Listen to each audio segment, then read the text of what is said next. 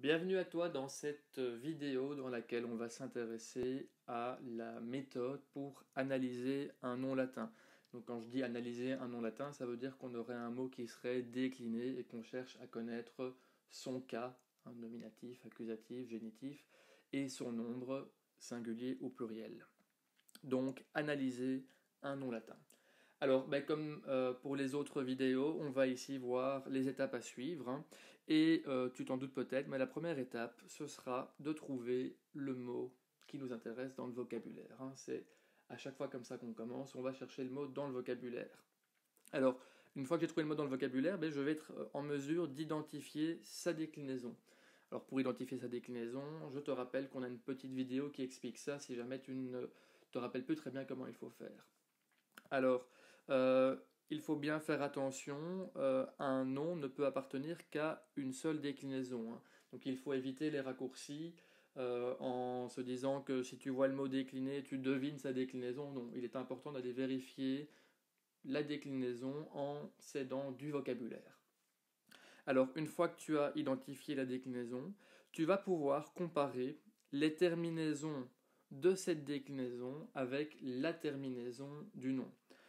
Alors, pour ça, je vais avoir besoin de mon tableau de déclinaison, hein, que je refais ici très rapidement.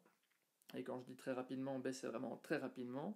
Voilà, avec les trois déclinaisons, les 5 cas, le singulier, le pluriel et toutes les terminaisons qui s'affichent. Voilà.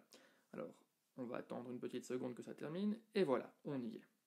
Alors, donc quand on dit comparer les terminaisons de la déclinaison, ça veut dire que si j'ai identifié la déclinaison, hein, ça veut dire que mon mot appartient par exemple à la troisième déclinaison, je vais devoir bien identifier les terminaisons de la troisième déclinaison, hein. Donc il est bien question d'aller chercher les terminaisons de la déclinaison du mot qui m'intéresse, hein, et pas considérer l'ensemble du tableau, l'ensemble des terminaisons des trois déclinaisons. Non, je sais que mon nom appartient à une seule déclinaison et je ne vais donc me concentrer que sur une seule déclinaison. Et du coup, en fait, la réponse à la question, hein, donc je te rappelle, on cherche à analyser le nom, la réponse, ce sera finalement les différents cas et nombres qui possèdent la même terminaison que celle qui se trouve dans le mot que je cherche à analyser. Alors attention, j'ai bien dit la réponse, mais c'est les cas et nombres parce qu'il peut y avoir plusieurs réponses, hein. Imagine que tu as un nom de la première déclinaison et que la terminaison du mot soit I, ça veut dire que le mot peut être du génitif singulier, du datif singulier ou du nominatif pluriel. J'aurai donc trois réponses.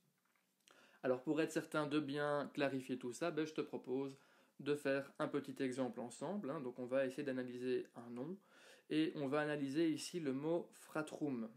Alors l'étape numéro 1, comme tu le vois, c'est d'aller chercher dans le vocabulaire et je vais trouver dans le vocabulaire que le mot fratrum vient de frater, fratris, ce qui veut dire le frère.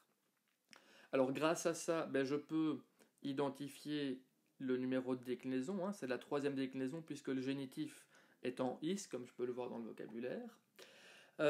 Et comme je connais ici le numéro de déclinaison, que j'ai le génitif, je peux identifier la terminaison du nom. Alors attention, la terminaison, ça correspond bien à ce qui ne fait pas partie du radical, hein. Et donc rappelle-toi que le radical, c'est quand je prends le génitif singulier du nom et que j'enlève la terminaison. La terminaison ici c'est is, donc le radical, ce sera fratre. Voilà, et donc dans fratrum, le radical c'est fratre, je vois bien que ce qu'il me reste c'est et donc ça, ce sera la terminaison qui m'intéresse.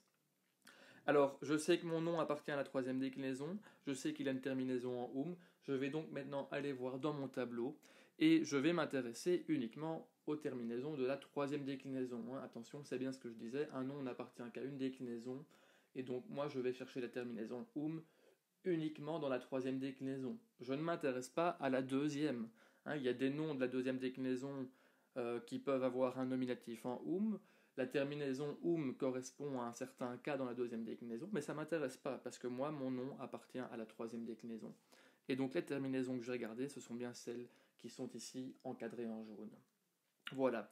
Alors je vais parcourir mon tableau et je vais me rendre compte que dans cette terminaison, en fait, la terminaison en elle apparaît ici en vert.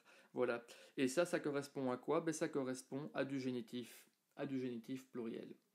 Et ben, du coup, la solution, c'est bien de dire que le mot fratrum se trouve au génitif pluriel.